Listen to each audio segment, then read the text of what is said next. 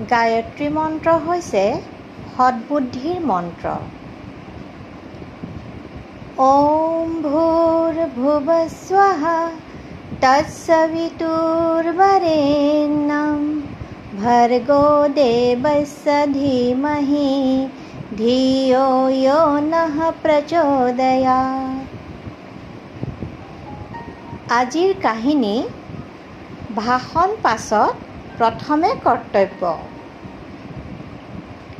অৰ্থাৎ ভাষণ बाद में সেৱা পেহলে। এদিনাখন এটা সৰু ল'ৰা পুখুৰীত ডুব যাব ধৰিছিল আৰু সেই সময়ত ল'ৰাটোৰ দেউতাকে পুখুৰীটোৰ পাৰত থিয় হৈ উপদেশ দি কৈ আছিল, পাইছনে মজাটো? মোৰ কথা নুশুনাৰ ফল ভোগ কৰ এতিয়া। সেই সময়তে এজন সাধু সেইফালেৰে আহিল আৰু তেওঁ পুখুৰীত জাপ মাৰি ল'ৰাটোক বচালে। তেওঁ ল'ৰাটোৰ দেউতাকক ক'লে, প্ৰথমে তাক তুমি ডুবি যোৱাৰ পৰা বচোৱা, তাৰ পাছত নিজৰ ভাষণ দিবা।